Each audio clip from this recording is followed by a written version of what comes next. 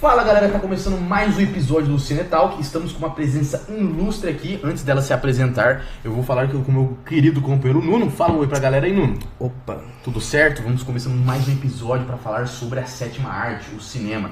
Apresentar uma pessoa sensacional que é a Laura Bueno. Além de influenciadora, ela é atriz. E eu acho que é muito chique, né, Laura? Atriz. Laura, fala pra gente um pouquinho mais sobre você, um pouco mais sobre a sua personalidade, quais são os seus gostos e o que fez você se identificar com o cinema e também o que levou você a ser atriz. Bom, bora lá, que na minha opinião falar sobre mim é um pouco difícil, é uma coisa que eu sempre travo um pouco.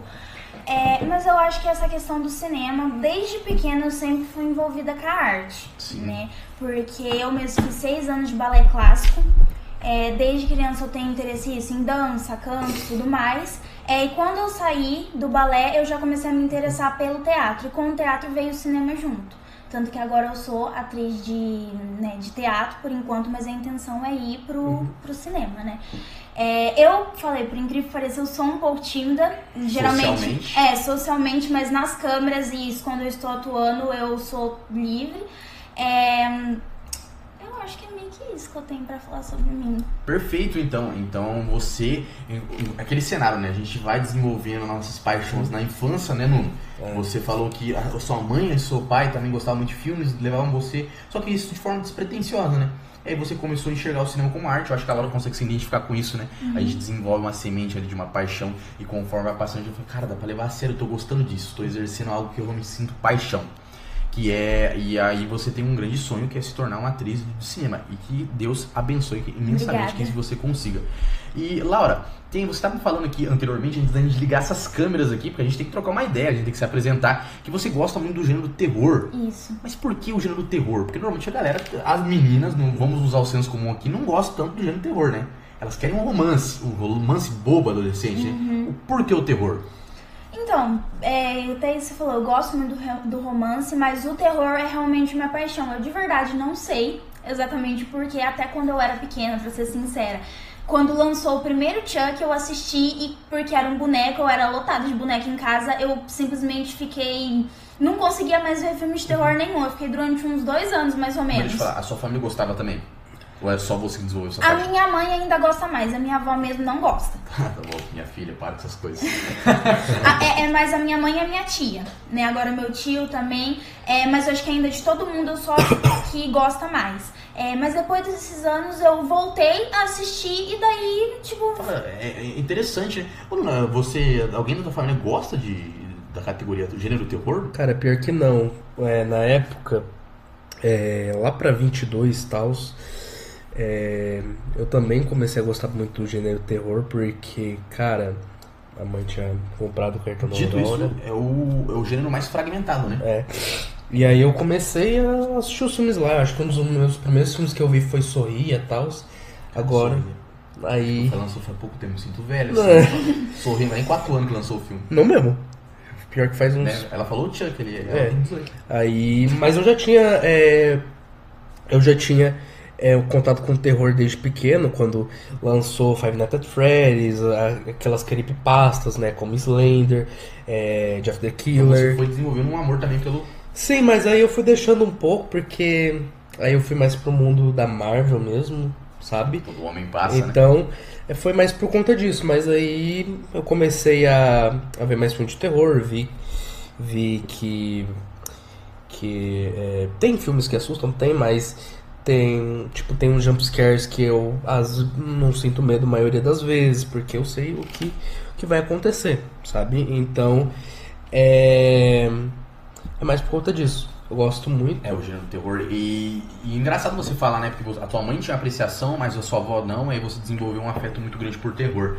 E como eu falei, o terror é um gênero muito fragmentado. A gente encontra ali o slasher, que é Cidade Pequena, Assassino Suspeito, que a gente tem vários ali clássicos da década de 90. A gente encontra o atual terror psicológico que está em ascensão, o Ari Aster com Hereditário, Midsommar. A gente tem o Jordan Peele com Corra, ou Fale Comigo, que é o meu favorito. A gente tem o slasher que eu falei anteriormente. A gente tem o gore, que é o que eu menos gosto, que é aquele que normalmente tem mais sangue, vísceras. Terrifier, mais ou menos assim.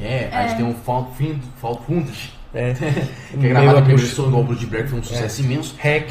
E o REC, assim como a Terra como no Inferno. Então, hoje em dia a gente tem até a mistura dos terrores, né? Tem um terror aí, a gente tem a mistura dos terrores, é o filme slash e tal. Então o terror, a galera fala, pô, muito super. Não existe aquele argumento. Gostar de terror é muito superficial. Não é, porque o terror ele é o gênero que mais apresenta subgêneros. Você entende? Então eu entendo quando a pessoa fala, eu gosto muito de terror. Porque ela pode gostar do hereditário, ela pode gostar do psicológico e ao mesmo tempo. E tem um que você se identifica. Identifica não, corrigindo. Tem algum que você fala, cara, esse daqui eu curto muito. Esse meu gênero. Favorito. O slasher, o psicológico, tem algum? Eu gosto muito do sobrenatural. Que eu não falei, peço desculpa. E do slasher, é o mais gosto. Muito essa questão do gore mesmo, acho que daí não vou dizer o gênero inteiro em si, mas eu acho que daí tem certos filmes, eu mesmo não gosto de nenhum filme do... Qual que vocês falaram mesmo do palhaço? Esqueci. Terrifier? Não gosto. De verdade, eu não gosto. E ele é mais o gore, né? Ele eu não gosto. Só que ainda daí foi o que eu falei, às vezes não é nem do muito o gênio gore, acho que daí depende do filme em si. Porque foi que nem eu falei, os 3 em si eu não gosto. Mas ainda assim, tipo, isso foi o que eu falei, os meus 2 gêneros favoritos são o slasher, tipo Pânico, que eu até tinha comentado, Sobrenatural, igual isso, Invocação, né, que vai estar lançando o outro. Eu acho que esses são os que eu mais gosto, assim, de assistir. E convenhamos, o Sobrenatural, ele sendo muito bem aplicado e conduzido, ele consegue gerar uma grande angústia, um medo. Sabe por que eu gosto do psicológico? Porque o psicológico não necessariamente está atrelado ao susto. Ele está atrelado ao desconforto, exatamente. Você vai desenvolver uma cena e você vai se sentir incomodado com aquela cena. Como a cena da faca em Faça-la Voltar, como a cena da batida da cabeça em Fale Comigo, por exemplo, a cena da xícara em Corra. Belíssimos exemplos, eu não poderia ser mais cirúrgico, exatamente, eu gosto desse terror. O terror que me incomoda, eu falo, cara, eu quero sair daqui, mas tá muito bom. A cena do pássaro em Hereditário. Não, com certeza, foi um marco. E o sobrenatural também faz muito isso, ele incomoda muitas das vezes, né? E falando um pouco, se aprofundar no mais nesse gênero, porque acho que dá pra dissertar muito sobre isso, qual que é o melhor Invocação do Mal, na opinião? Na sua opinião, assim. Eu tenho o meu aqui, não sei se vai concordar. Então, talvez muitas pessoas não concordem, mas eu gosto muito do 2, por incrível que pareça. Eu gosto do 2, aí depois vem o 1, o terceiro é o último. Mas eu fico muito entre o primeiro e o segundo, de verdade. Então a gente tem que entrar num consenso muito grande, porque o meu favorito é o segundo também. Cara, o segundo foi o que eu mais fiquei instigado com a história. Que ele se passa na Inglaterra ali, e aquela família, eles começam a questionar se a menina tá de fato falando a verdade ou não. Eu vou te falar, o segundo, ele me deixou muito amedrontado. Por mais que o primeiro, ele se tornou tão icônico, que hoje em dia talvez não dê medo, né? Ele falou, tem aquela cena da árvore que todo mundo já viu em algum meme, já viu em algum edit, ou igual a Annabelle, que são spin-offs, né?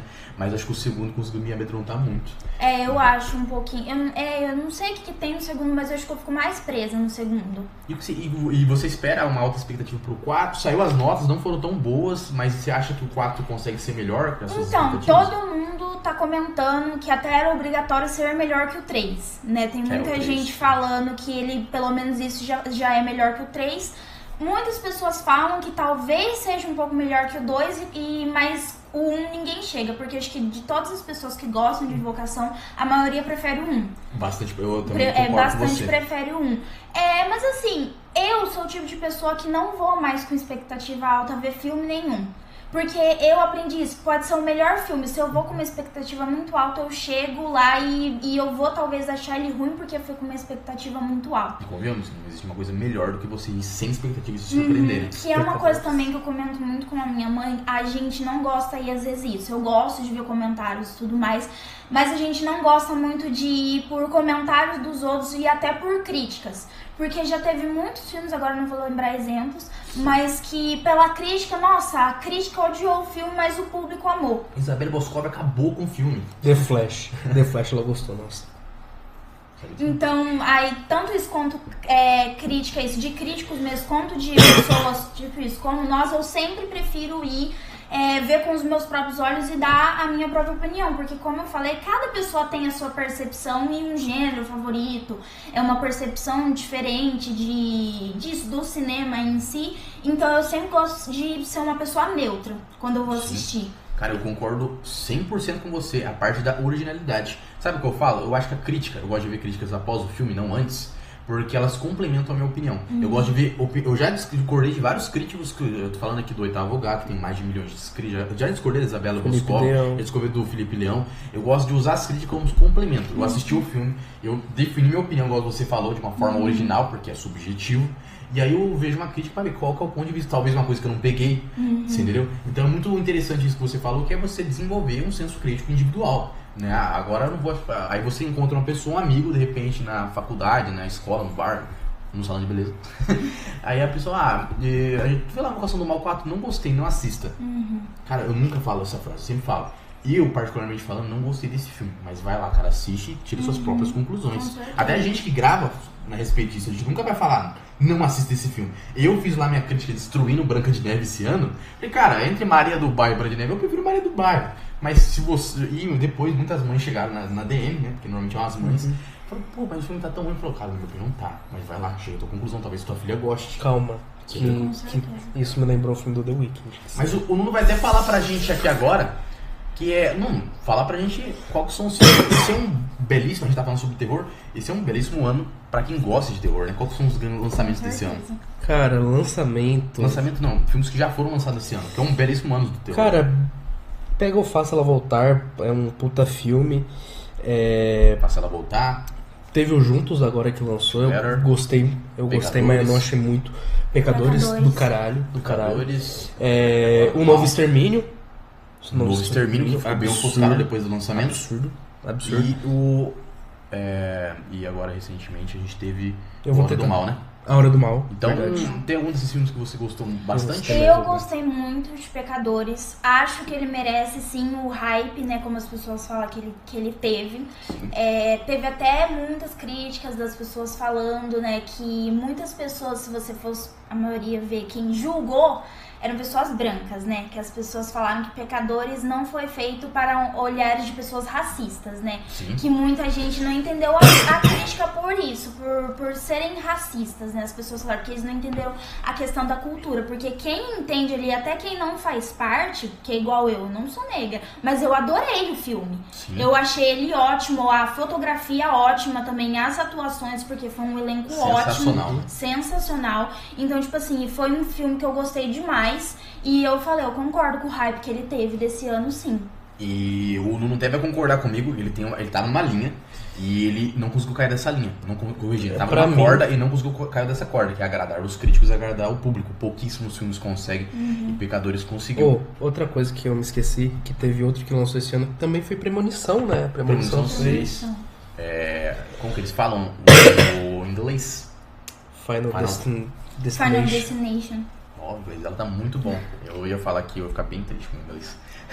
Mas Pecadores, ele teve essa linha. Ele conseguiu agradar o público e a crítica. Eu até falei pro Nuno, complementando o que você falou. Quando terminou o filme, no primeiro dia que eu assisti com ele, eu falei, cara, eu não estudei muito a cultura negra. E eu não sou negro. Mas eu imagino como deve estar agora a pessoa que viu esse filme. Uma pessoa que conhece sobre essa cultura. Ela deve estar maravilhada, porque...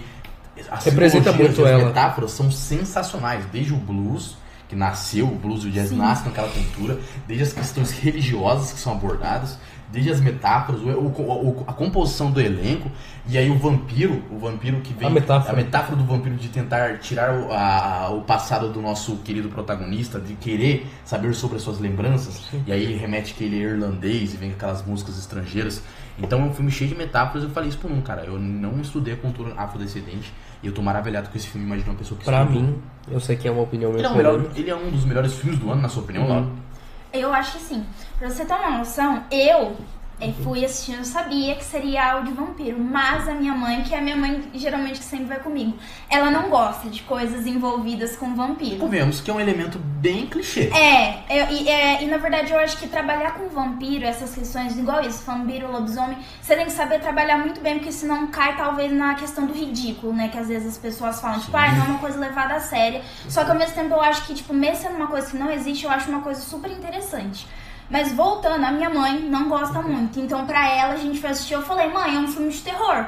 E quando ela viu que era de vampiro, ela me olhou assim. Só que até ela, que não gosta, ela adorou o filme. Pra ter uma noção de... Foi que eu falei, cada um tem sua opinião, mas... o público-alvo, o teu público não era alvo. Que não era alvo, exatamente. Cara, e você falou essa palavra, ridículo. Essa palavra, o PH, um crítico que eu gosto muito, falou que aquela cena que é, na minha opinião, a melhor cena do filme, acho que vocês todos aqui concordam nessa mesa, que é a cena que ele vai estar tocando e ele vai estar transcendendo os espíritos. Aí vai surgir cada pessoa das suas respectivas épocas, né? Com a música. Sim. Aquela cena, ela tinha tudo pra ser ridícula. Se o Ryan Coogler começa a descrever aquela cena textualmente falando, não, vai ter uma cena lá que o cara vai cantar e vai aparecer espíritos de outras... Os diretores, a galera executiva vai olhar e falar, cara, vai ficar ridícula essa cena. Mas olha pra você ver como um diretor, roteirista, consegue conduzir tão bem aquela cena. Aquela cena arrepia na alma. Mais um pouquinho pra fora ali da curva, ela fica ridícula. Igual você falou. Só a parte de ter vampiros poderia ficar ridícula, né? Exatamente. Na minha opinião, é sempre isso que a gente fala. O diretor, todo mundo é muito importante, mas o diretor, principalmente, ele é uma peça muito importante porque, de novo, não vou lembrar exemplos agora, mas tem muito roteiro que você pegar assim na mão, você assiste o filme e você fala, nossa, se fosse outro diretor que tivesse feito esse filme, teria sido bem melhor. E uma coisa que eu falo também, eu como sendo atriz, a importância também de você saber escolher o seu elenco. Que eu vou dar um exemplo agora, que tá em alta, vai lançar a parte 2 agora, que é o Wicked, né? A atriz que faz a Elphaba no filme, que é a Cynthia Erivo, eu não sei se vocês ficaram sabendo, tem a hora que ela lê o feitiço na parte 1, né? E quando ela foi gravar essa cena, ela perguntou o que esse feitiço tá falando. Aí eles só viraram pra ela e falaram, não tá falando nada, são palavras inexistentes que a gente escreveu qualquer coisa aqui, é só pra ler dela. Não, precisa estar escrito alguma coisa aqui pra mim saber que emoção realmente que eu tenho que dar ali pra cena. Aí, graças a ela, o feitiço, se eu não me engano, é a palavra, não vou lembrar exatamente, mas é ou a palavra asas ou a palavra voar em todas as línguas existentes. E igual a Ariana Grande, foi comentado que o diretor, inicialmente, ele queria ter pegado a música popular e ter meio que dado uma remixada, trazer a música pro pop. E a Ariana Grande bateu o pé e falou, não, eu quero cantar a música original, porque eu quero ser a Glinda, não quero ser a Ariana Grande interpretando a Glinda, eu quero ali que as pessoas olhem pra mim e vejam que sou a Glinda, não apenas a Ariana Grande interpretando. Então, tipo assim, essas pequenas coisas que às vezes as pessoas não veem, faz total a diferença. Traz outra mágica pra quem é fã das obras. Isso na verdade é amor pelo que faz, né? Muito disso remete à qualidade baixa de alguns materiais da própria Disney. De você pegar, a Disney também coloca na Warner Bros. Com Minecraft. Você pega um roteiro, você faz ele você manda ele pra 6 pessoas, pagam muito bem essas pessoas pra fazer um roteiro superficial. Aí você vê que não tem a paixão da pessoa envolvida no projeto. Aí a gente pega o Superman como James Gunn. O James Gunn vai lá, lê os quadrinhos, se envolve. Recentemente vazou não, mas recentemente teve aquela cena dele conversando com o ator. Ele falando, eles estão atuando fora das câmeras, acho sensacional. Aí só demonstra o amor pelo que você faz. Sim. Entendeu? Aí a gente consegue citar vários exemplos da Disney aqui de animações ou live actions que não tem essência. Lilo e Stitch. Hélio também, então... tipo, o objetivo, eu imagino, igual da Barbie. Branca de Neve. Eu imagino igual da Barbie, lá todo mundo os executivos chegando e falando, tem uma franquia aqui, a gente só precisa fazer uma coisa. O executivo fala, mas tem que ter qualidade. Não, só precisa fazer dinheiro, só isso. Não precisa ter qualidade. É só replicar a animação e ter... Vamos fazer o seguinte, traz uma atriz que seja de Cuba, do Havaí... Só pra falar que a gente tem uma representatividade. Ninguém liga pra isso mesmo, mas vamos falar que nem tem, né? E aí a Disney nem tenta esconder isso, né? Ela nem tenta esconder isso. Como é ruim algumas... Às vezes a gente tem casos à parte, nem sempre tem animações ruins. A gente tem alguns casos à parte, né? Mas a gente sente que... a gente como telespectador se sente usado, burro. Como se a gente fosse ver algo superficial, raso, olhar pra aquilo e falar... E às vezes a gente é burro mesmo, porque a gente tá indo ver, tá dando dinheiro para pensar. E o público já enjoou um pouco disso. Sim. Porque, tipo assim, você vê que alguns filmes não estão sendo tudo aquilo. Você pega o Quarteto, flopou, Thunderbolt, eu acho que o Quarteto teve um pouco de amor. Não, ali teve um pouco de amor. Isso teve. Mas aí você, por exemplo, pega alguns outros filmes que, tipo assim, obviamente é só pra fazer dinheiro. Pega um novo Jurássico, olha o quanto que fez. 800 e pouco. Realmente. E a gente fica naquilo. Então, em todo esse mar de obras superficiais, quando surge uma obra original, com muita maestria e essência, como é Pecadores, a gente tem que aplaudir. Sim. Então, com os tempos, vai se tornar um clássico. Espero que seja reverenciado no Oscar em determinadas categorias, trilha sonora, mensagem, um coisa assim. dos melhores filmes dessa dessa década. Não tem Perfeito. outra palavra.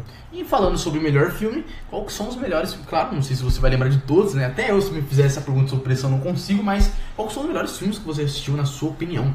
Vixe, agora é complicado. É uma pergunta, cara. O cinéfilo tá lá com uma lista gigante no agora... Letterboxd, mas perguntou, é difícil. É difícil, é bem complicado. Mas não precisa ser em ordem, não, você fala. Não, vou até comentar isso. Tá fresco na cabeça. Pecadores, eu acho um ótimo filme. Aí vamos para pensar, né? Complicado. Me ajuda aí, gente. Tipo... Vou falar os últimos lançamentos aí, alguns filmes do Nolan, como Oppenheimer, Interestelar, Dunkirk, a gente tem ali o Barbie, a gente tem o Parasite de 2019, Parasite, a gente tem as sagas também, a gente tem a saga Harry Potter, Matrix, Jogos Vorazes. Eu tô olhando pra ali também. Mas... A gente tem as animações da Pixar. Sim, por exemplo, sagas, por exemplo, a gente até citou de Jurassic, né? Eu adoro demais, até o World, por exemplo. Esse último, fui assistir, gostei, mas sabe aquela coisa de fã de tipo assim, fui assistir, mas ao mesmo tempo não precisava ter? Falta mais? Ou às vezes isso não precisava ter? fazer isso e deu bilheteria. Deu bilheteria pra caralho. Era uma só pela assim, Scarlett Johansson. Gostei de assistir e tudo mais, mas tipo assim, se não existisse, tipo, pros fãs não ia fazer diferença, na minha opinião. Sim. Tipo, acabou ali no... Dessa vez mesmo não tinha ninguém. Nem dos originais, né, que são do parque, e ninguém do World. Não explica o porquê que ninguém aparece. É só, tipo assim, eles sumiram. Como se fosse um spin-off, pra ser sincero. Bem isso, como se fosse um spin-off. Mas tirando o último, que eu falei, ao mesmo tempo eu gostei, mas, tipo, comparado com o resto, o parque é realmente um ícone da cultura pop. Sim, né? exatamente. O Spielberg é um ícone da cultura pop. O Spielberg é maravilhoso. Eu até falo, cara, pra ser bem sincero, quando alguém me pergunta qual é o seu diretor favorito, o meu diretor favorito pra mim é o David Lynch. Pra mim, o diretor que revolucionou o cinema é o Hitchcock. O Bergman, sensacional. Mas se fosse falar o maior diretor de todos os tempos, é o diretor que foi aceito pelas críticas, aceito pelo público, é o diretor que você chegar num bar e falar, fala um diretor de cinema. A pessoa que não entende nada de cinema vai falar, é o Spielberg. Pra mim, o maior diretor de todos os tempos é o Spielberg. E ele usou a lista de Schindler, que é o meu filme da vida. Ou a pessoa iria falar Nolan. Não, hoje acho que não. Se eu chegar num lugar assim com pessoas que não entendem de cinema, a habilidade dela saber mais sobre o Spielberg é maior do que saber sobre o Nolan. É tipo Michael Jackson, é o Michael Jackson do diretor.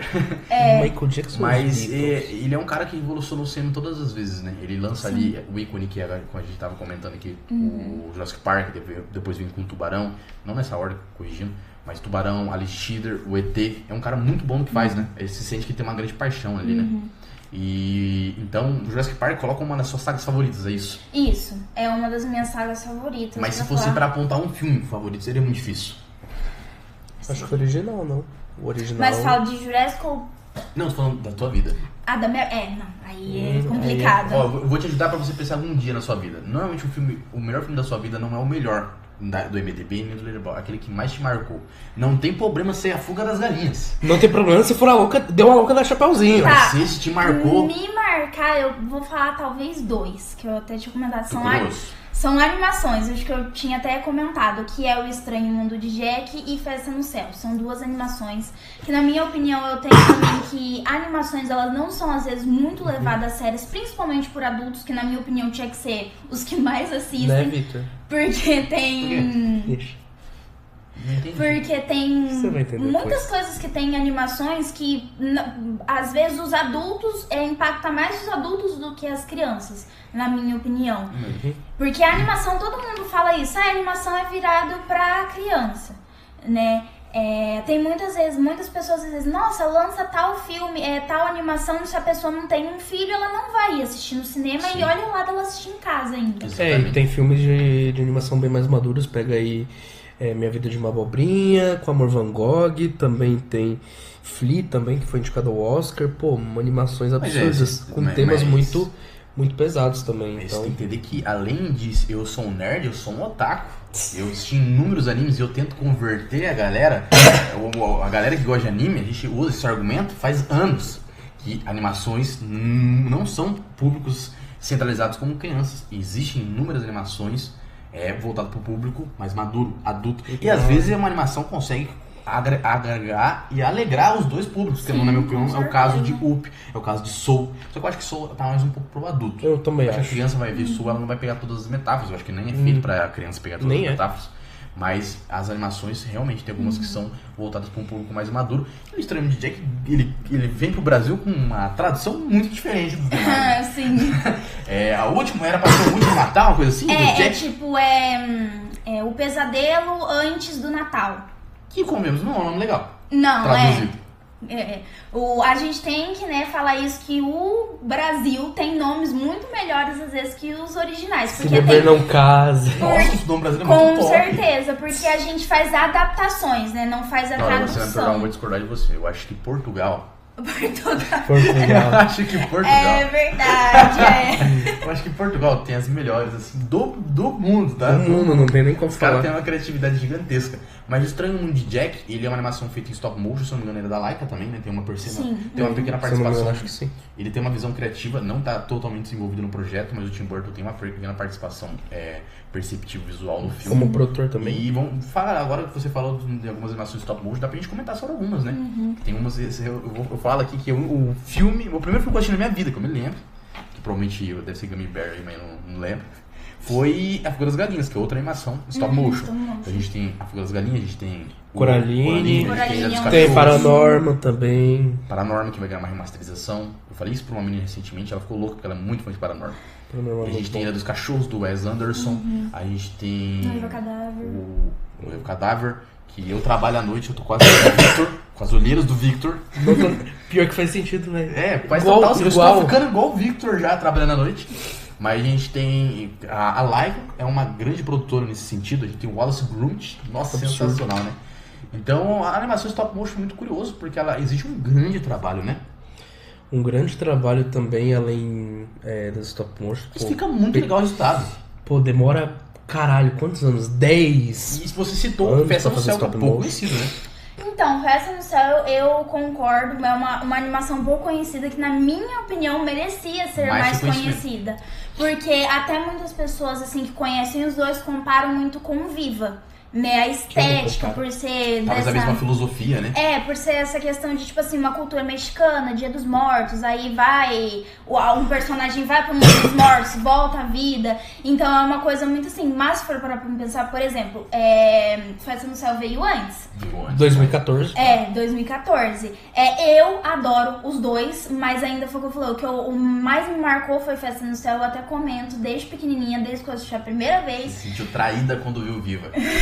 Esse roteiro, mãe. Eu falava pra minha mãe, né, que até um assunto polêmico, hoje em dia muitas pessoas já não querem mais que é o famoso live action, mas eu sempre comentei que se tivesse um live action de Festa no Céu, eu queria interpretar a Maria.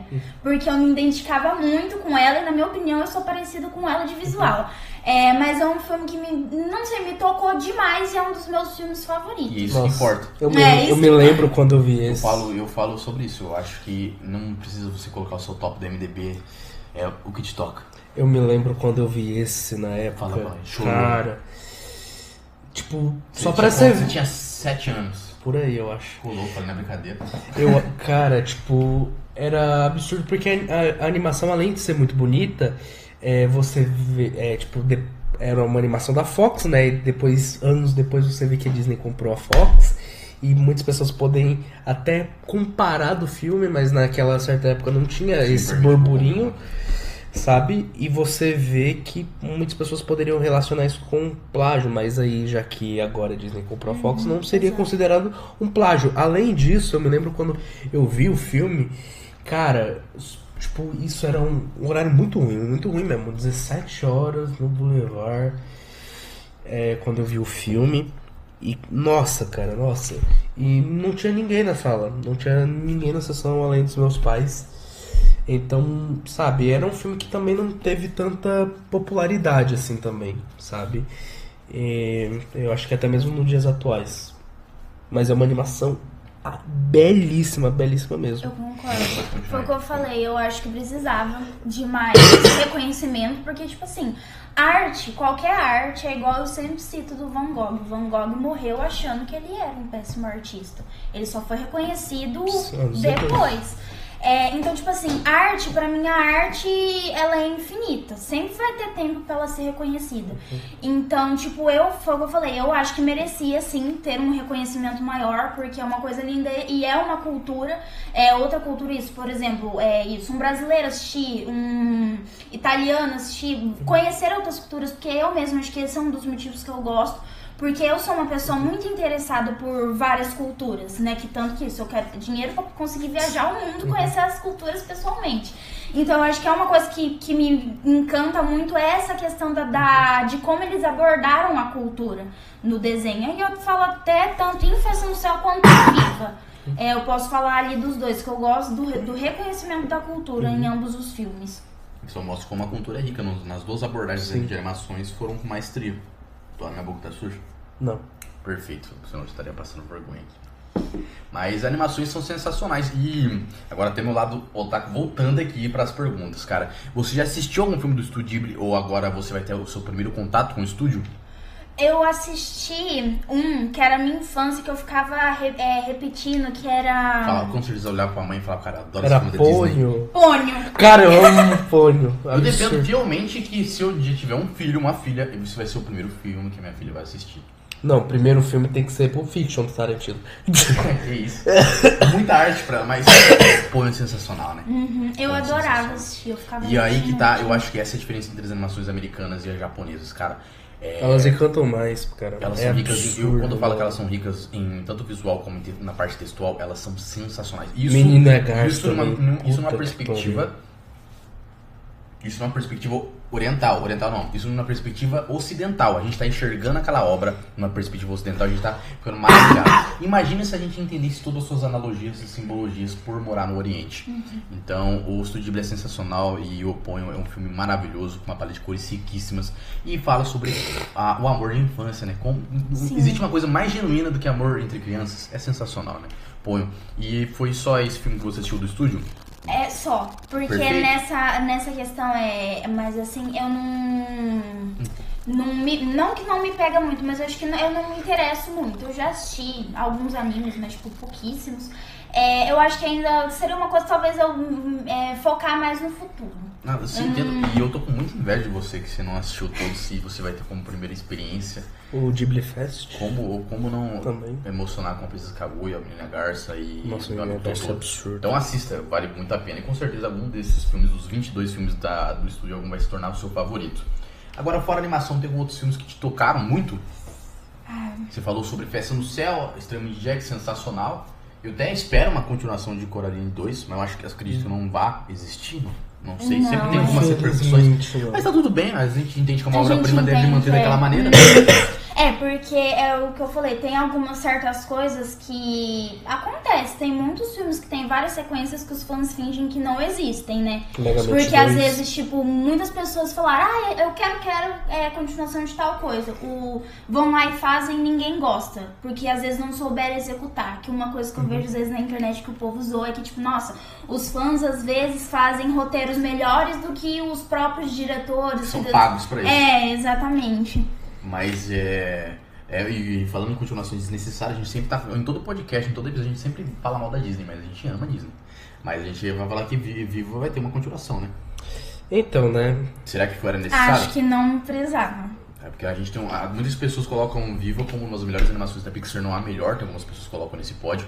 E não existe às vezes a gente não enxerga uma necessidade de ter uma continuação, porque a mensagem da Mano, eu Viva só foi muito bonita. penso... Eu não consigo imaginar Up tendo uma continuação. Eu só Não penso consigo. assim, Por exemplo, qual vai ser a história desse novo? É morto.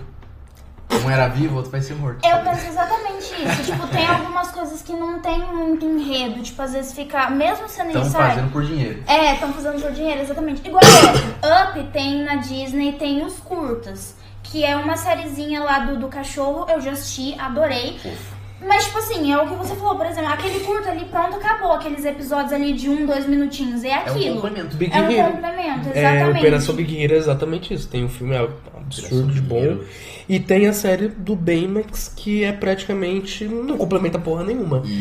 E nossa... Você falou sobre não ter reconhecimento de algumas coisas que você vê muita qualidade. Eu sinto isso com as obras do Wes Anderson, mais especificamente os dois stop motion dele que tá bem ali, que é a Ilha dos Cachorros e o Fantástico Sr. Raposo. Acho que o Fantástico Sr. Raposo tem que ter mais visibilidade, acho que a Ilha dos Cachorros Não, nem isso é tanto. fato. E às vezes eu falo, cara, como a galera não conhece isso aqui, Kubo tá numa animação da Laika, que é pouco conhecida, né? Absurdo.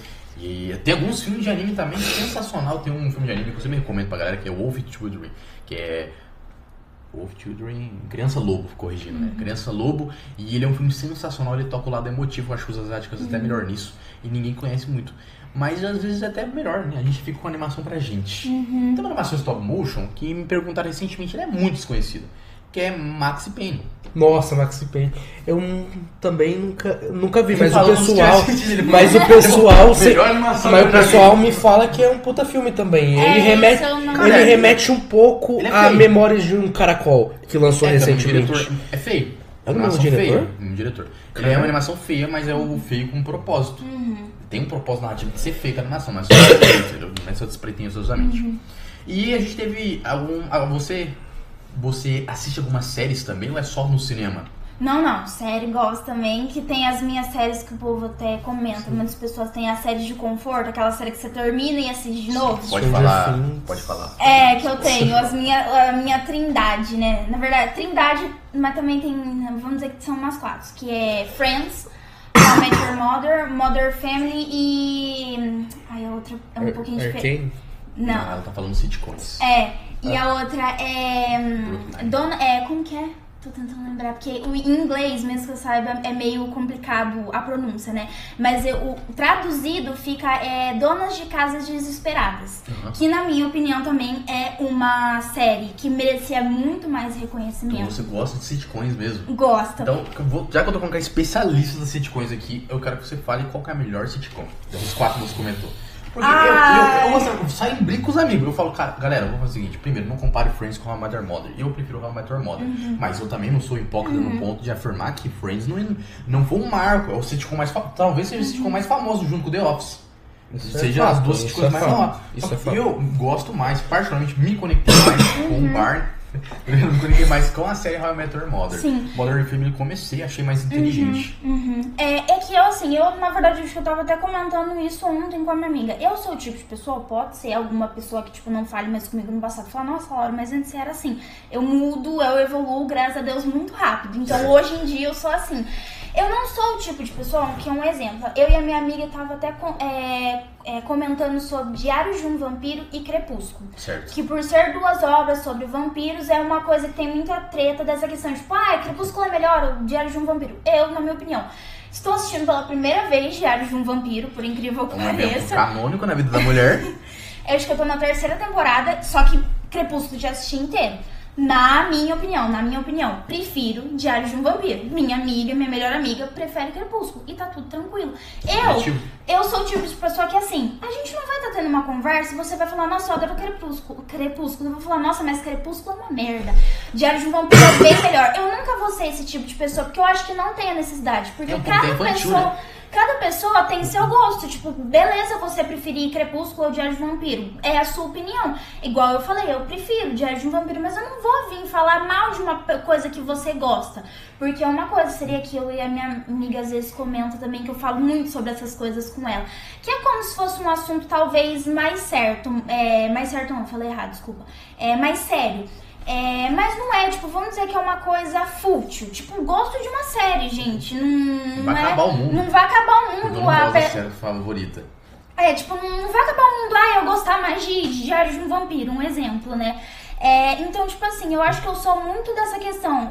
Que o povo compara muito Friends com How I Met Your Mother. Sim, e eu não gosto dessa comparação.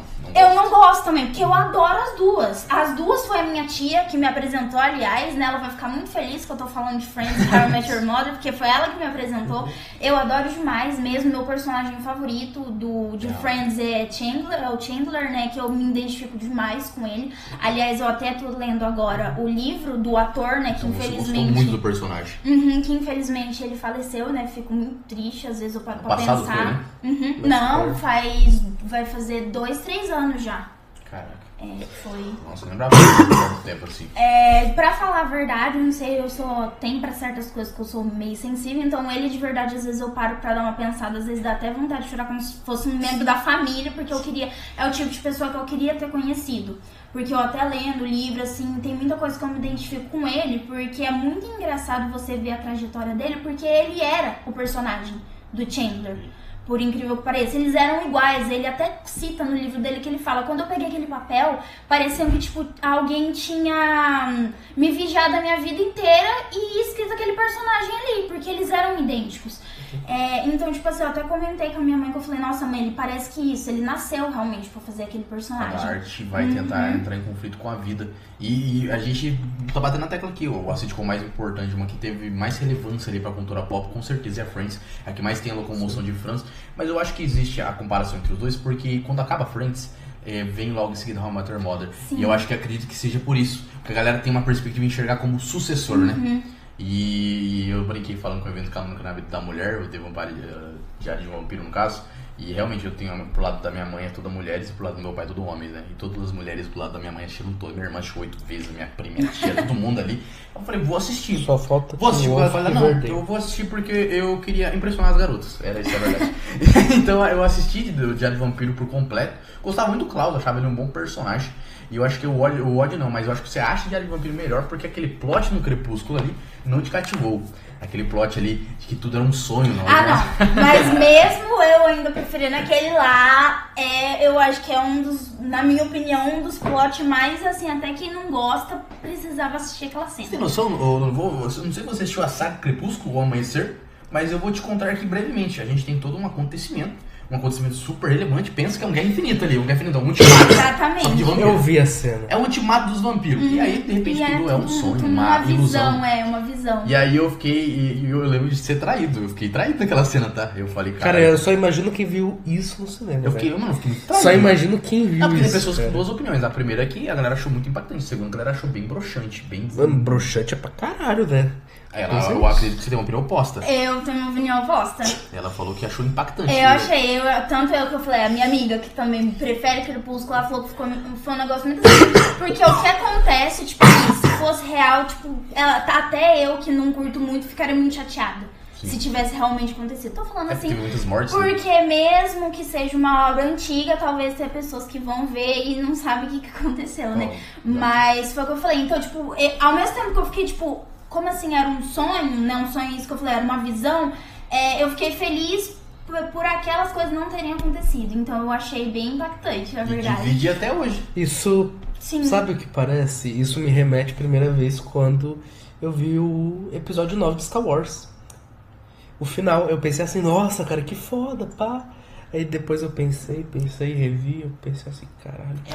Ocorre uma divisão de opiniões ali, né? Eu já vi opiniões como a sua e a dele também no mesmo ato ali de Crepúsculo. E muitas das vezes você falou de julgamento, né? Você fala aqui que são obras subjetivas e que o meu gosto não vai influenciar no seu e vice-versa. Eu uso isso muito com séries teen. Eu não gosto de série teen, eu acho que ela... Mas eu não vou julgar a série teen porque ela tem os público-alvo. Normalmente o público-alvo é mais feminino ou normalmente um adolescente. Sim. E no momento, Riverdale não é pra mim, não gosto de Riverdale. Stranger Things é uma das pouquíssimas séries teens que eu gostei um pouco. How I Met Your Mother é uma das pouquíssimas também, mas a gente vamos pegar outras séries teens mesmo. Vamos pegar teen mesmo. Teen Wolf, Sabrina, leva até teen, Sabrina, Sex Education, Skins, que é da época de 2000. A gente pega ali Riverdale, nossa, Riverdale é muito série teen, né, cara? Você olha pra aqui. Teen Wolf? Eu falei. Então, você percebe Elite, enfim. Você percebe que essas séries ela tem um público-alvo. Sim. Então eu não vou lá chegar e falar: cara, tem que ser Game of Thrones, True Detective, Breaking Bad. Não. Tem séries que tem, assim como obras também, né? Nem sempre a obra tem um público-alvo. A gente fica muito contente quando uma obra boa ela acaba incidindo o público-alvo, igual foi Pecadores. Mas a gente tem que saber ter essa realidade. Não tem como você esperar um Breaking Bad em uma série voltada para um adolescente. Você entende? Então, eu não sei se vocês compartilham a mesma opinião que eu sobre esse assunto. Não, ou de repente o Bruno bate na mesa, ergue e fala: não, série pra mim tem que ser boa independente da circunstância. Ou não, realmente, tem séries que são cada um público-alvo. Tem umas séries documentários criminais. Tem umas séries que eu penso assim: por que foram feitas, né? Como The Idol. Tudo que vem do The Week tá ficando bem questionado. Ai, que Mas, cara, eu gostei que você é uma das poucas pessoas que conhece Modern Family. Eu não completei Modern Family, mas eu acho uma sitcom muito inteligente. Inclusive, uma sitcom bem mais inteligente, vai ser forte. E eu sou nerd, eu tenho propriedade pra falar disso. Eu não gosto de Big Bang Theory, eu acho muito fraco. As primeiras temporadas elas te cativam, porque tem inúmeras referências nerd, você fica caralho, assim. Ele citou aquela obra da DC, aquele quadrinho, aquele jogo. Ele citou aquela equação matemática de Klepper. Aí depois vai ficando cansativo. E eu tenho problema pra falar isso, porque quem não tem problema não é nerd, né? Mas The Big Bang Theory pra mim não é tão interessante como as pessoas escrevem. E Modern Family pra mim tem um humor mais inteligente do Big Bang. É que também... acho que eu já zerei Modern Family umas 4 vezes. Até os solteiros, as falas...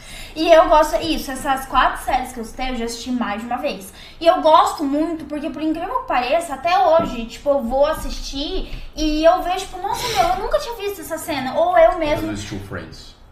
Friends? Nossa, umas 10 por aí. E quantas temporadas tem? 10. Ela achou 10 vezes. Ela falou Friends tem... Eu perguntei, ela abriu um sorriso no rosto. Friends tem 10, né? Aí How I Met Your Mother tem... 7 ou 8. 8. Modern Family acho que tem 11. Uma das mais 11. E a outra, que eu falei também das donas de casa, se eu não me engano, daí tem mais ou menos isso também. Acho que 8 temporadas, mais ou menos. Mas sério, se você tá gostando, a perspectiva de quem não assiste muito série é olhar pra elas e falar, caraca, tem muitas temporadas. Mas a perspectiva de quem assiste e gosta da série fala, cara, poderia ter mais. Poderia ter mais, exatamente. Eu falo isso como Game of Thrones. Eu sempre falo, cara, Game of Thrones tinha que ter mais temporadas. Depois daquele final. Não, isso antes do final, velho. Mas a gente se torna tão cativante com a série e fala, precisa ter. Mas fora as séries voltadas da sitcom, tem uma série ali que te intriga bastante. Arcane do mundo de LoL, você fala, né? Posso afirmar a mesma coisa. Arcane é invencível. Eu acho assim porque tem a fotografia, né? A animação é uma das animações mais bonitas que eu já vi. Uma mistura de A história em si, né, também é uma coisa que eu fiquei muito assim, pra ter uma noção. Quando lançou a última temporada, tava aquele negócio de lançar todo sábado. Todo sábado, né? Foi lançando picado. Porque a Netflix começou com La Casa de Papel, isso de lançar pedaço por pedaço, nunca mais parou, deixar né? o povo ansioso. Que é de verdade uma coisa que eu não gosto na Netflix. Esse é odeio, exatamente. Mas o que acontecia? Acho que ela pegou isso de outros streamers. Acho que a Amazon fazia isso com The Boys. Faz isso com The Boys. Me lembro que na 4ª temporada eles lançavam 3 episódios por semana. Se não me engano, foi uma das primeiras séries que fazer isso, foi The Boys aqui no Brasil, cara. Pra ter uma noção, lançava sábado e a minha melhor amiga também, a gente era muito fã. E era uma que a gente, tipo, tinha decidido, porque a primeira temporada a gente assistiu juntas em um dia, porque ela tava em casa. E a gente falou, não, a gente vai ver a segunda temporada junta. Aí, bem na época que lançou, era uma época que a minha escola, assim, de 5 aulas, 4 tava sendo vaga. Então a gente pegava e assistia na sala, de tão ansiosa que a gente tava. E pra ter uma noção, agora eu não lembro qual que era, se era o 4º episódio. Sensação boa, né? É uma sensação muito boa, né? Se era o 4º episódio, acontece uma certa coisa com uma certa personagem, eu chorei no meio da sala de aula, de tão impactante pra mim que foi. Eu sei qual é. Sabe, né? É sensacional falar que tudo derivado do LoL é sensacional, menos o LoL. Menos o LoL. Eu comentei isso no evento que teve no Cine Londrina, né? Que eu fui lá cobrir. Você olhou aqueles nerds, meu Deus do céu. Eu falei essa coisa, legal. Nossa, eu acho interessante, assim, que eles conseguem jogar, mas eu não consigo. Sabe? Quando eu era menor, eu tentei jogar no celular, desinstalei também, porque é um jogo muito pesado pro celular, na minha opinião. Mas não conseguia muito, assim, jogar, né? Que eu falava assim, é engraçado como os fãs de LoL e os fãs de Arcane estão muito distantes um do outro. E eu vou te falar, eu julgo eles de uma forma diferente, porque a galera do LoL não gosta de Arcane tanto como a galera que gosta de Arcane. Deu pra entender? É tipo assim, eu tenho uns amigos que são, eu tava até falando, tem amigos que são viciados em LoL, eu até falo que LoL é uma droga, porque os amigos viciados mesmo, 12, 9 horas por dia. E eles assistem a série pra eles, beleza. Já sei o que vai acontecer, a lore toda, porque normalmente quem gosta do jogo vai atrás da lore, né? E a lore, ó, pra você ver, tá toda disponível no YouTube. Cada personagem tem uma história disponível no YouTube. Que deve ser mais de 10 horas. Eles ficam falando toda hora, eu sei o que vai acontecer com isso, eu sei, a Jinx, tá. E a galera que gosta de Arcane fala, cara, isso aqui é sensacional. Isso aqui é o Aranha Verso das séries. Praticamente. Eu acho que também é muito assim, porque, por exemplo, tanto o Arcane quanto vou dar exemplo também de outro que foi adaptado agora pela HBO, que é The Last of Us, né? Eu sei a lore de ambos e, tipo, eu assistindo ambos, eu fiquei, tipo, maravilhada. Decepcionado com a segunda? Com a segunda Na segunda temporada. De The Last of Us, um pouco decepcionada com as ideias criativas, porque a gente teve várias mudanças comparado com o jogo. Depois da morte do Joe... Porque na primeira a gente teve pequenas mudanças sutis, na segunda a gente já teve uma grande mudança, né? Então, assim, dessa questão aí eu acho que às vezes a percepção também das pessoas não estarem abertas, às vezes assistir certas coisas, tipo assim, porque eu sei que vai acontecer, então vai ser chato pra mim. E eu não tenho essa percepção. Mesmo que eu saiba, igual isso, às vezes assistir um live action, que eu falei, ainda uma coisa polêmica, que é igual uma coisa, um live action que agradou muitas pessoas esse ano, foi até aquela questão que falou, que agradou tanto a crítica quanto o público, foi Como Treinar o Seu Dragão. Que fez um filme mediano, mas é aquilo que a gente tá precisando. É um bom feijão com arroz. Exatamente. Sério, eu achei demais, gente. Não, mas é sua opinião, mas é nostálgico aquilo, você vê... Acho que o Bruno também achou demais, ele tá se colocando. Eu achei demais, porque, porra, tipo... Pode falar, eu vou terminar. Porque consegue fazer... um bagulho bem feito. Tipo, eu não tô dizendo que a Disney não faz um bagulho bem feito, mas você vê a época que a fase que a Disney tá passando é desanimador, sabe? Então você vê um bagulho bem feito, você pega o próprio Stitch, muito bonitinho, muito fofo, pá, o próprio Banguela foda, mas aí, tipo, você quer ver uma história boa, você não quer ver, tipo, alguma coisa que altere tanto na história. Sim. Mas você até pode alterar a história, algumas coisas, como aconteceu em The Last of Us, por exemplo. Porém, que tenham boas justificativas e que seja uma mudança plausível. Que seja uma mudança boa, tanto pra série quanto pra pessoa que tá vendo. Então, nada vai justificar a pessoa ver, tipo, o mesmo filme, só que sem quase nenhuma mudança. A Disney pensou isso. Se a gente mudar algumas coisas em Branca de Neve, em Lilo e Stitch, aí foi essas bombas aí. Exatamente. Porque na minha opinião é igual isso. A minha mãe, por incrível que pareça, que a minha mãe é aquela pessoa que às vezes não é muito de ver animação. Então ela não viu nenhum Como Treinar o Seu Dragão, tanto Como Treinar o Seu Dragão live action, eu fui ver com a minha tia. Ela teve a primeira experiência dela? Não, eu fui ver com a minha tia. Ela não viu live action também, eu tentei até convencer, mas ela não quis ir. Filha, para com isso. Só que o Como Treinar o Seu Dragão é o tipo de coisa, tipo, eu colocaria o live action pra ela e ela entenderia super a história. Tipo, sim, tanto se eu apresentasse o desenho primeiro ou vice-versa, entendeu? E eu super concordo nessa questão das mudanças ser sutil, que eu sempre cito no live action de Aladdin, que até dá pra citar a Disney, agora que a gente fala da fase que ela tá, que é uma fase péssima, realmente, não gostei de Lilo e Stitch, não gostei de Branca de Neve também, só que pra mim é igual Cinderela e Aladdin nos live actions. Eu de verdade, eu adorei até Aladdin por ser o meu conto de fadas favorito da Disney. E a Disney, é o que a gente falou dessa fase, a gente pode citar, às vezes não é nem só os live actions, são as próprias animações. Sim. Que muitos fãs, se você for ver na internet, queriam muito que eles voltassem com as animações antigas, as animações 2D, que né? levavam a essência da Disney, né? Porque eles falam que, tipo, esse 3D, quem é fã já tá enjoado. E eu realmente concordo. Qual que é a sua princesa favorita? Não, mas o seu mundo fantasioso da Disney favorito, você falou que era Aladdin? Aladdin. É muito da hora ver isso, porque normalmente a menina tem como Cinderela, né? Cinderela, principalmente. Cinderela, a Bela Branca de Adormecida. Neve. E a minha princesa, você Bela vai Fera. qual a minha princesa favorita aqui, tá? Pai, se estiver assistindo isso, desculpa. A minha princesa favorita é a Mulan. Eu gosto demais da Mulan. A Mulan. E ela foge muito dos estereótipos também. Pra caralho. Porque ela é asiática, ela é vista na obra como um homem, que ela se infiltra como um homem. E você falou Aladdin, eu achei muito da hora, porque nunca viu uma menina falar Aladdin. Sabe qual é o foda? Ele voou no tapete. Eu nunca... A Disney, na época, considerou a Raya uma princesa da Disney. E é impressionante. É impressionante como eu não vejo ninguém falando tanto do filme quanto dela como princesa dentro da Disney. Cara, eu lembro de Raya quando chegou One Piece. Não tem nada a ver, mas eu lembrei agora. Dessa questão daí foi o que eu falei da mudança, por exemplo, na animação do Aladdin, a cena que eles cantam voando no tapete mágico mostra eles voando sobre monumentos do mundo. Exemplo, eles passaram pela Torre Eiffel, pelas pirâmides do Egito, tipo, os monumentos do mundo. Só que mesmo sendo uma animação, foi comprovado que, tipo, se eles fizessem isso, eles morreriam. Porque pra dar a volta no mundo, tinha que ser uma velocidade extrema e eles morreriam lá em cima. Exemplo, mesmo sendo uma animação. E isso foi corrigido. no live action. Foi uma mudança sutil, mas que super encaixou, porque Tem mostra... amor das pessoas exercendo a função na obra. Sim, porque, tipo, teve a cena, normalmente, deles voando, só que era eles voando sobre Agrabah, que é a cidade ali da onde onde fica o reino da Jasmine. Então, tipo, foi uma mudança sutil, é igual isso mesmo. Tem a música em si da Jasmine, que ela canta uma hora que, tipo assim... não tem no desenho, né? Tipo, foi acrescentado no live action, só que pra mim eu achei maravilhoso. Além da atriz em si, que eu adoro aquela atriz, ela canta e atua super bem, eu acho ela linda. Adorei a escolha dela pro papel. E a música foi o que eu falei, foi tipo um complemento que, tipo, não mudou nada na história, mas ao mesmo tempo, não, tipo, isso que eu falei, não mudou, mas ele acrescentou. Talvez. Acrescentou, complementou. Tipo, não... Isso que eu falei, não mudou a história. Tipo, não foi tipo, porque colocaram aquela música mudou a essência do filme. Não foi.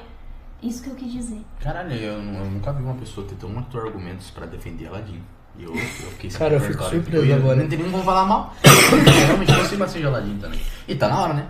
Tá na hora de fazer uma representatividade. Temos a Moana do Havaí. A Moana do Havaí? Eu tô falando. A Moana do se não me engano, acho que é.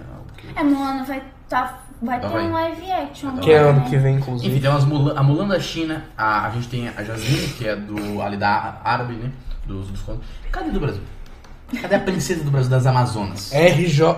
Cara, tá voltando uma empresa. Eu tô falando sério mesmo, realmente, eu sinto falta de uma princesa. Até na Inglaterra a gente pode ir um pouco mais acima. Na Inglaterra tem a Cruella. Verdade. Mas Aí, não seria como... Tem uma russa também? Não, acho que não. Tem? Não sei. Acho que não. Acho agora. que nossa, eles odeiam a russa. Mas- Tá faltando uma princesa da... Se eu não me engano, tem uma da América do Sul, tem uma. Eu acho que tem. Tem uma da América do Sul, tem uma. Não sei, Mas... Ai, o que eu ia falar? Do Brasil não tem. Acho que era essa questão de live action também, agora esqueci. E a gente falou sobre os melhores filmes do ano ali, a gente falou sobre o terror, né, que é o seu gênero favorito, falando um pouco sobre Pecadores, exaltamos ali, a gente exaltou ali Premonição, falamos sobre os seus filmes ali favoritos que você estava tentando decidir, mas a gente falou sobre stop motion, depois falamos sobre séries. Então eu acredito que a gente tem que falar um pouco mais. Agora me deu um branco. Era uma grande paixão minha também pra gente dissertar sobre Corinthians. Agora eu lembrei. Eu olhei pra lá, muito bom esse instante, tá? Olha pra lá, tem vários temas ali. Eu queria perguntar se você tem alguma familiaridade, se você tem algum apego a Marvel ou não. Tenho. Tem? Então comenta um Com pouco mais pra gente certeza. sobre a Marvel. Se você prefere a Marvel, se prefere a DC. É aquela questão também, não vou falar mal, eu prefiro a Marvel. Perfeito. DC, tipo, vai ser... A maioria das vezes eu assisto coisa que tem a Arlequina, só. Tipo, vai isso, exemplos, Chaves de Rapina, assisti os dois Esquadrão Suicida, tipo, tinha a Arlequina, vou assistir. Mas não é igual Marvel, que eu sempre vou ir assistir tudo que lança no cinema. E é muito louco isso, sabe? Porque quando... Só desculpa te interromper, mas as pessoas que lê quadrinhos, até antes do universo cinematográfico, a DC foi absurdamente mais famosa que a Marvel. Sim. A Marvel não é à toa que ela passa por 3 reformulações, ela se chama Time Comics, depois ela se chama Atlas Comics, depois ela vai se chamar posteriormente Marvel. Ela falha, ela é vendida ela vende inúmeros pra Fox, ela vende Sony. pra Fox, ela vende Homem-Aranha pra Sony, ela vende o Blade pra Fox. Então ela passa aí, depois ela é comprada pela Disney. Então a Marvel, você vê, a DC nunca faliu. Ela declarou assim, ela foi vendida pra Warner Bros, mas nunca de fato falhou. Ela faliu. Então a DC, ela tem esse ar de superioridade. E na toa que as duas HQs mais vendidas do mundo é Superman e Batman. E a gente vê que a Marvel muda totalmente isso, né? Que a Marvel, ela chega com o universo cinematográfico bem organizado, a gente tava nas primeiras fases, bem organizado, com muita essência, tem filmes ruins, mas também tem muitos filmes bons, Como né? tudo, né? Então, hoje em dia não assusta. Um fã de quadrinhos se sente até meio triste quando você prefere Marvel, né? Mas não assusta. Realmente, a Marvel, cinematograficamente falando, ela conseguiu oferecer mais. Com certeza. Essa é a verdade. E qual foram os filmes da Marvel que você fala, cara, esse aqui... Ultimato, né? Ultimato. Óbvio. Eu de verdade, não sei se as pessoas vão concordar, mas eu gostei muito de Thunderbolts, que lançou recentemente. Eu vou deixar você falando Foi sozinho. um dos únicos filmes da Marvel que eu chorei muito. Thunderbolts? Thunderbolts, eu sei que não é um filme da Marvel, mas é uma associação entre Marvel e Sony, que é o segundo Aranhaverso, então, pô, absurdo. Tudo que envolve o Homem-Aranha eu vou defender, porque é o meu favorito, então sempre que tiver o Homem-Aranha vai ser... Então, tipo, todos, a animação, os filmes de todos os atores, né? Sim, o Homem-Aranha é o herói mais famoso da Marvel. A gente não tem nem discussão, não tem nem... Algumas pessoas questionam Hulk e tal. E foi muito triste porque quem não desenhou ele não foi o Jack Kirby, mas o Homem-Aranha é o herói mais de fato mais famoso. E até hoje o único herói que a Marvel não conseguiu comprar de volta. Que a Sony sabe o tamanho que o Homem-Aranha é e nunca vai vender o Homem-Aranha. Nunca. Porque aí você pega... Mas o Nuno consegue falar um pouco mais pra gente. O porquê você gostou de Thunderbolts, Nuno? Fala pra nós. É difícil, né? Essa parte um pouco da depressão me Que isso, Nuno? me pegou um pouco. Que isso, Nuno? Me Não tá pegou esperando um essa pouco. resposta. É sério, eu me identifiquei um pouco nessa parte da Sentinela, você fala? Uhum. Eu acho que eu entendo o que você quis dizer da questão, tipo, eu conversei porque eu fui ver com a minha melhor amiga também, porque Marvel tem que ver com ela. Eu acho que eu achei muito interessante essa questão de ansiedade, mais próximo. desculpa, de ansiedade, depressão, essas coisas, de ser abordada nesse tipo de filme, nesse Tem tipo... todos os elementos fictícios, né? Um elemento de realidade. Eu não falo assim, às vezes, tipo, uma coisa isso, super-herói, né? E você, tipo, muito sincera, quando você fala isso, super-herói, as pessoas pensam nisso, em homens, né? Tipo, pro público masculino. E já foi assim até comprovado, por exemplo, essas questões mais psicológicas, às vezes são mais mulheres que mais se importam, né? Tipo, exemplo isso. Tanto de estudar, essas coisas de sentimento, é sempre geralmente mulheres que são mais apegadas, vamos dizer assim. Então, vamos dizer assim, que mesmo que hoje não tenha mais essa questão disso, super-herói é só pra homem, eu achei, tipo, eu fiquei o filme inteiro maravilhada pensando nisso, tipo, nossa, eles têm abordado esse tipo de assunto num filme assim, que às vezes o povo só vai assistir, tipo, é um filme pra gente ver filme luta, é um filme pra gente ver luta e pronto, acabou, é sobre isso. Então, quando eu vi essa questão ansiedade, depressão, eu fiquei tipo, foi muito genial o jeito que eles abordaram. Compartilha da mesma opinião? Não tem outra maneira. Aquela cena que todos os Thunderbolts estão lá juntos pra meio que destruir, né, essa sombra que seria o Sentinela. Void. Nossa, cara, pergunta pro Lucas. Eu chorei horrores. Cara, é muito louco isso. Eu chorei horrores. Porque, tipo assim, além de Thunderbolts trazer, como a Laura disse, né? E você também, esse elemento um pouco ficcional e tal, mostra também que até mesmo todo super-herói tem problemas que são humanos, tem problemas que... Principalmente o Homem-Aranha. O Homem-Aranha, Peter Parker, é pobre, mal tem lugar pra ficar, então... Exatamente. Todo mundo, na verdade, eu sempre vejo uma frase na internet que é assim, todo mundo quer ser o Homem-Aranha, mas ninguém quer ser o Peter Parker. Caraca, muito louco. Isso, igual eu falei no que eu vejo, eu falo que a gente vê algumas críticas depois pra gente complementar a nossa opinião, ver outros pontos de vista. E eu tô vendo agora, ao vivo, porque eu não gostei de Thunderbolts. Eu achei um filme mais ou menos, bem mais ou menos. E eu fiquei meio decepcionado, porque a Marvel ficou um ano passando por várias reformulações e reuniões com o Kevin Feige pra trazer um filme tão mediano qual aquele. Mas, eu vi opiniões, você vê que o filme tocou outras pessoas, você entende? E tá tudo bem. Ela quer atacar o microfone, menino? Ela quer atacar o microfone. Eu quero pegar esse copo e tacar na sua cabeça. Mas é muito interessante. E a Marvel, e o seu filme favorito da Marvel é Ultimato. É difícil colocar, mas um dos melhores ali é Ultimato e tal. O meu filme favorito da Marvel é a Guerra Infinita. Guerra Infinita. Soldado Infernal pra mim. É que eu acho que assim, Marvel é isso. Ultimato por exemplo, eu gosto muito do Guardiões da Galáxia em si. Sensacional. Volume grupo, 3 né? em específico, então... Isso também. Eu acho que o 3 também me pegou muito isso da questão. O 1 foi muito marcante? O 1, ele foi marcante porque foi início de um grupo novo na Marvel, sabe? Porque você tava pegando o início da fase 1 da Marvel, que tava lá pro começo dos Vingadores, e aí depois chega um grupo que, ninguém conhece. Você imagina assim, aqui vai apresentar um grupo mais conhecido, né? Sei lá, os X-Men, por exemplo, vai fazer algum bagulho meio assim. Aí não, um Quarteto Fantástico, não, Aí bota Guardiões da Galáxia. Quem conhece Guardiões da Galáxia? Quem que é Peter Quill? Quem que é Gamora? Quem que é Rocket Raccoon? Quem que é Groot? E aí, o James Gunn fez esses filmes maravilhosos que tanto fez a gente se identificar com esses personagens e tornou eles populares. Então, não tô dizendo que... Eu me lembro que eu vi no cinema, foi uma época muito marcante. Na minha opinião, de todos os filmes do Guardiões da Galáxia, tem a melhor trilha sonora. Com certeza.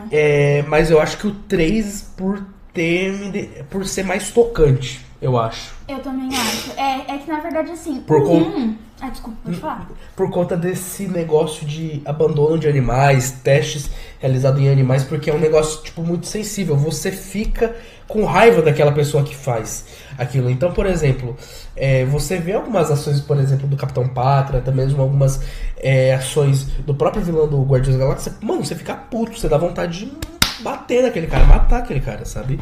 De tão filho da puta que ele é. E isso comprova E isso comprova a atuação muito boa. Então, é isso.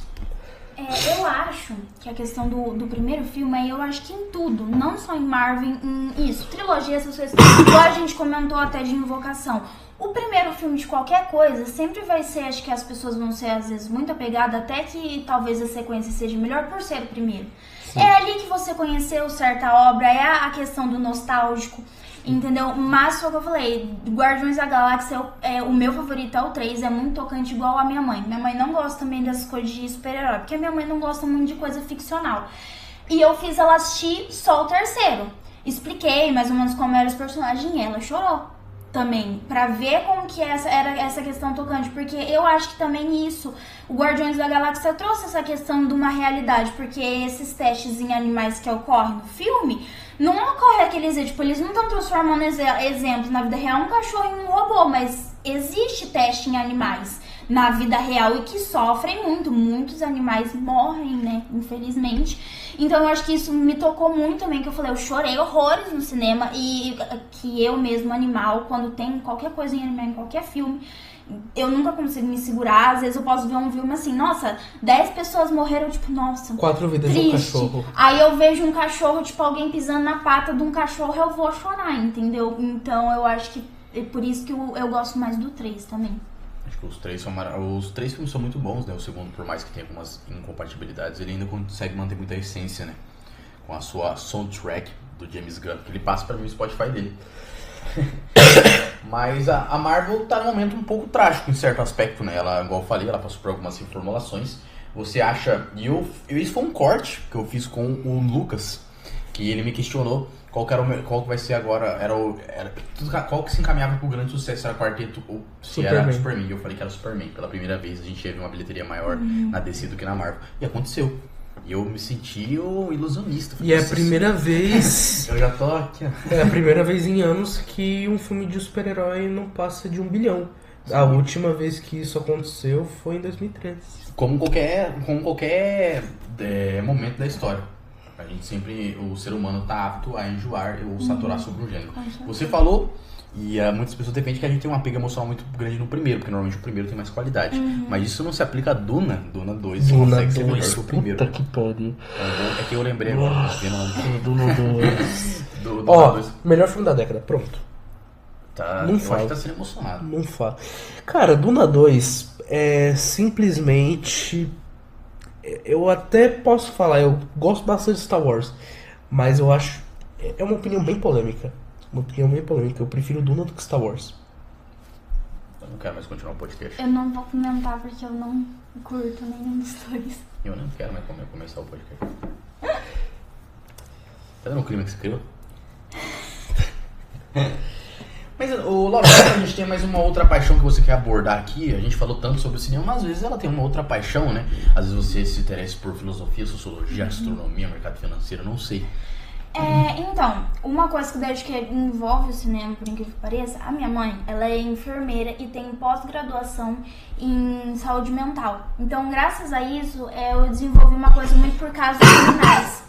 Tanto que eu gosto muito isso, de documentários e de séries, igual agora a Netflix vai lançar a 3ª temporada de Monstros, né? Que é a história do Ed Gein, que foi foi inspirado pra Psicose, uma saga da Serra Elétrica, que é... Vemos, é muito interessante esses documentários, né? Quando ele é bem conduzido, é muito interessante. Porque, tipo assim, eu gosto de documentar essas coisas, mas eu acho muito interessante quando eles pegam uma história que é igual isso. Primeira temporada de Monstros é o do Jeffrey Dahmer. Achei muito interessante que eles pegaram uma história que a maioria das pessoas fazem documentário, que a própria Netflix tem documentário dele também. Porque eu não assisti Monstro. Não, É muito interessante.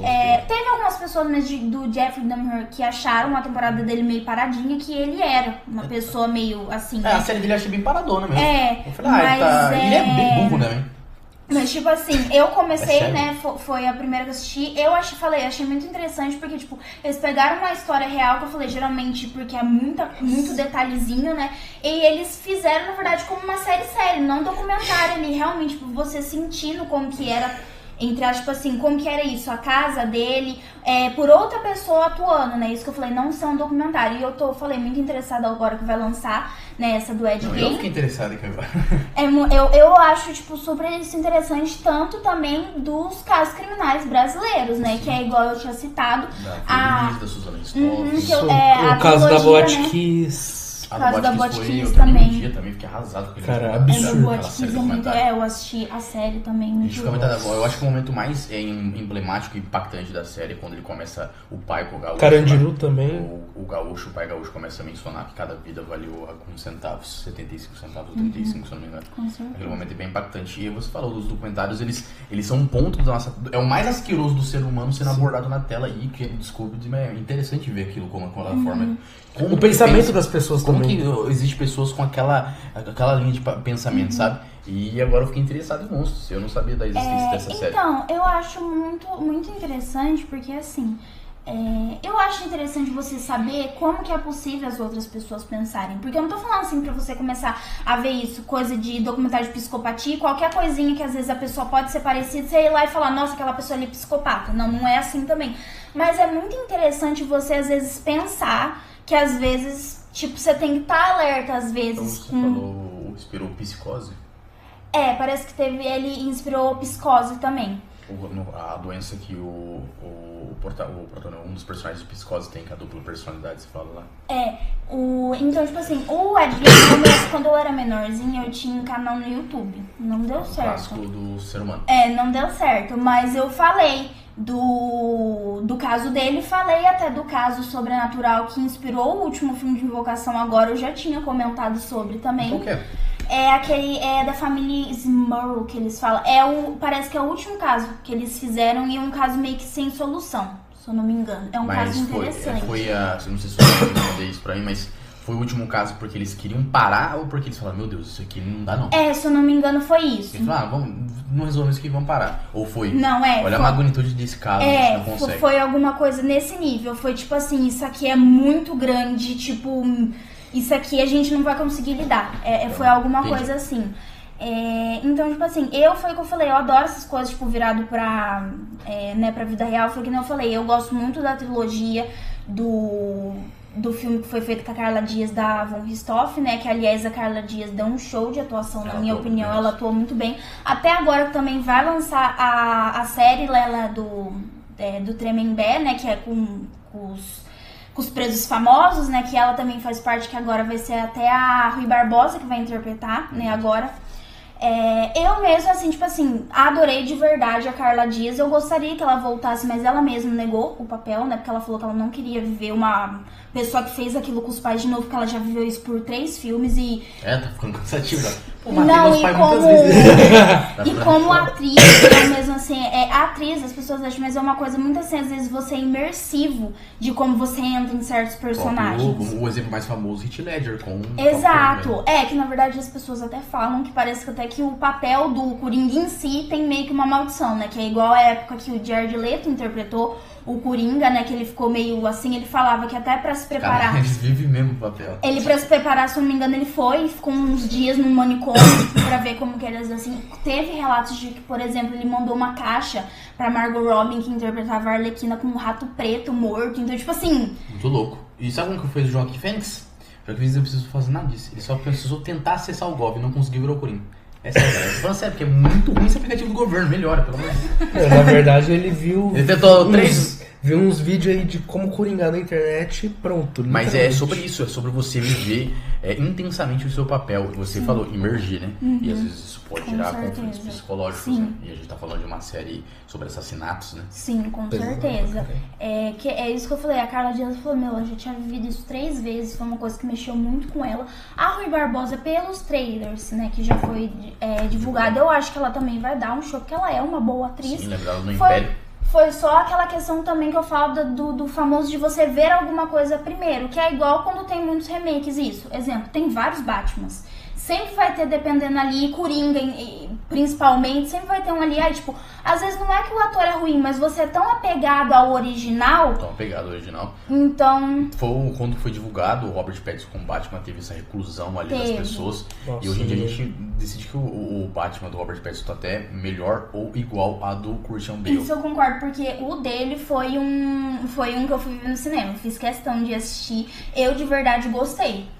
Até isso que ele, até coitado, ele mesmo comenta que ele se arrependeu de ter feito Crepúsculo.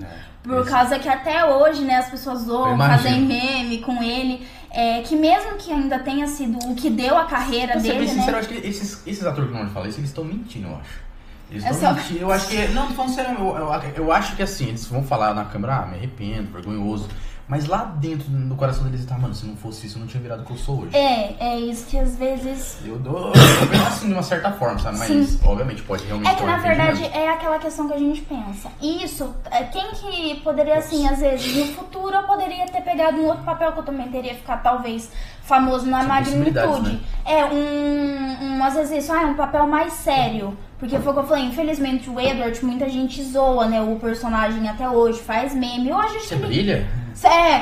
Hoje em dia eu acho que até ele meio que dá uma releva, né? Então, tipo assim, mas isso até que mostra.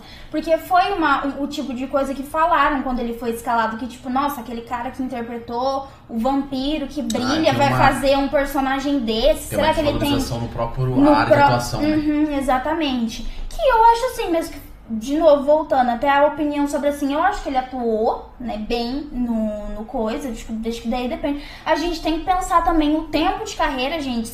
O jeito que você atua no filme, você não vai ficar atuando daquele jeito pro resto da sua vida. Se você tem 20 anos de carreira, você evoluiu durante esses 20 anos de carreira. Exatamente, então... Não, mas isso daí tem julgamentos prévios muito. A gente tem vários julgamentos no meio cinematográfico. O James Gunn fazia os mesmos filmes. O Johnny Depp é o mesmo personagem em todos os filmes. Eu acho que você está sendo muito medíocre em não afirmar que as pessoas têm inúmeras qualidades e eles estão construindo o que a gente chama de identidade visual. Sim. Você entende? E você não gosta de alguns casos criminais ou não é muito apegado a isso aí, não? Cara, eu... Só criminal case no Facebook? Cara, eu vejo alguns, mas... Tipo, eu vejo alguns documentários um pouco mais pesados, por exemplo, que teve agora... Os nossos não são pesados, é isso que você tá querendo dizer? Nossa, o de vocês aí só um level. Eu vi tipo, coisa da Deep Web, não é isso? Tipo, o caso do Hotel Cecil, por exemplo. Outra série também foi... dos abusos que aconteceu lá dentro da Nickelodeon. Nossa. A minha vida cara, eu vi essa série um dia, cara, eu fiquei com... Nossa. Ficou mal, realmente. Fiquei mal o resto do dia, eu não tô zoando. Aquela série, ela é bem complicada. Muito pesada, realmente. Muito pesada. Perfeito. Você tem algumas coisas que vocês queiram falar? Alguma coisa que tá aqui, ó, eu falei, cara, tem que falar sobre isso. Lembrei que era uma coisa que eu ia falar aquela hora que a gente tava falando de sitcom. Da última série que eu comentei, que eu falei que eu acho que merecia mais reconhecimento. Que foi o que eu falei, tanto a tradução, literalmente a tradução, não é adaptação, que é As Donas de Casas Desesperadas. Na opinião de vocês, quando vocês falam, se alguém indica essa série, vocês acham que é sobre o quê? O título é... As Donas de Casas Desesperadas. Eu imagino que são duas mulheres tentando ter uma independência no meio do turbilhão que a gente chama de vida. Eu imagino isso. E você? Eu imagino que seria praticamente o título, então... Parabéns, mano. É que eu não tenho criatividade pra pensar em algumas outras coisas. Vamos dizer assim, vocês pensar, é uma sériezinha água com açúcar de mulheres, vamos dizer assim, dona de casa. Eu penso que o foco são duas mulheres, mas eu acho que é drama. Água açúcar não. Então, por incrível que pareça, é uma série, tipo assim, foi o que eu falei, até isso, né? Porque ainda acho que pega mais em mulheres, né? Mas a trama é entre cinco amigas, se eu não me engano. Isso aqui que eu vou falar não é spoiler, porque é literalmente o primeiro começo. O começo é que a sexta amiga, ela se mata. Porque ela recebe uma ameaça. E aí é o que começa a série. Mas vou resumir assim. É uma série que as 6 amigas, tipo assim, elas se envolvem em várias, tipo... O que mais pega é assassinato. Que eles vão tentar descobrir ao decorrer da série quem foi o assassinato. Que essa que é a questão, são muitas temporadas, né? Eu falei, são 8 mais ou menos. Então, tipo assim, é aquela coisa assim, nossa, quando você acha que elas estão se livrando, tipo, elas vão agora voltar a viver a vidinha delas tranquila, outra coisa acontece. Entendeu? E o legal da série é que elas ficam, tipo assim, é aquele negócio testando a amizade delas. A série inteira. A fidelidade. Se eu tô cometendo uma blasfêmia, me lembra um pouquinho o enredo de 13 Reasons Why, um pouco?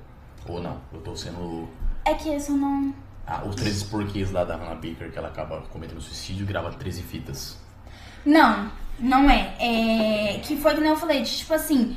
Tem dessa questão que foi o que eu falei. Você olha assim, às vezes você acha que não vai ser uma coisa muito séria, mas aborda essa questão de abuso, de violência, isso que eu falei, de assassinato, de assuntos psicológicos. Então, tipo assim, é o tipo de série que você, até se você olhar a capa, você vai olhar tipo assim, vai ser até isso, pode ser uma série de drama, mas não... Acho que não é o tipo de coisa que eu vou pegar pra assistir, mas por incrível que pareça, é uma série que ela, tipo, ela te prende muito e ela tem uns assuntos que você, tipo, fala, gente, não é o tipo de assunto que eu achei que ia ser abordado. Quero que você agora fale, que vai virar um corte, eu vou editar essa parte aqui, porque eu fiquei interessado. Agora você fala, estou com a Laura aqui, ela falou que tem uma série pouco conhecida, mas que tem muita qualidade narrativa. Eu quero que a Laura conte um pouquinho o título da série e fala como que é a série de enredos dela. Então, a série, né, que é As Donas de Casas Esperadas, traduzido literalmente, né, ela é assim, né, a trama, né, de 6 amigas, tipo, ali nos 5 minutos, né, porque a sexta amiga, esse é o início, não é um spoiler, ela se mata. E aí, inicialmente, elas só ficam assim, tipo, nossa, por que a fulaninha se matou? Porque aparentemente ela parecia ter aquela famosa vida de margarina, que é igual o povo fala, tipo, ela não teria motivo pra se matar. Aí, quando elas estão arrumando as coisas delas, elas cobrem um bilhete e aí elas começam ali a pensar que deve ser por isso que ela se matou. E aí é o que vai decorrendo da série, porque daí o marido dela talvez esteja envolvido. Aí a gente vai descobrindo quem está envolvido, vai descobrindo que tem muitas pessoas... por exemplo, no primeiro episódio, tem um novo morador na rua que a gente vai descobrir que eles também estão envolvidos nesse rolo. Que daí a gente descobre também que isso tem laços de, como que eu posso falar assim, laços de família, tipo, uma pessoa que eles achavam que era da família não é envolvida com uma outra pessoa. Aí foi o que eu falei, tem essa trama, aborda muito abuso, violência, assassinato, são temas muito psicológicos, tem essa questão da pressão, principalmente isso, da pressão de ser mãe, né, principalmente por ser coisa de dono de casa, aquela questão de, tipo assim, eu tenho que me virar sozinha, tipo, eu tenho um marido, mas ao mesmo tempo não tenho. Você tava na sitcoms e de repente foi pra algo trágico, eu tô ficando preocupado. Mas eu fiquei muito interessado e depois eu vou perguntar pra você qual que é a plataforma que tem. Ela já lançou. Disney Plus. Muito sensacional. Então, tem mais algo que você queira falar, Nuno, pra gente? Não, acho que está tudo certo. A gente desenvolveu bastante assunto, a gente tá aqui quase faz 2 horas, né? Realmente foram inúmeros assuntos. Tem alguma coisa que você queira dissertar sobre, Laura? Não, acho que só isso mesmo, por enquanto. Foi um bom episódio, a gente dissertou sobre inúmeros assuntos. Muito obrigado novamente, Laura, por comparecer aqui. Sua presença é extremamente importante. Uma pessoa com uma ampla personalidade, que além de influencer, ela é atriz. É muito bonito falar isso. Então, pessoa, já curte, comenta aí também. A rede social da Laura provavelmente vai estar aparecendo aí na descrição. Siga ela, porque é uma pessoa, como eu falei, que tem muitas coisas para agregar. Além das nossas outras redes sociais e as nossas críticas que saem diariamente. Esse é mais um episódio do Cinetalk Podcast. Eu sou o Vitor. Eu sou o Nuno Tavares. E estamos aqui com... a Laura. Muito obrigado.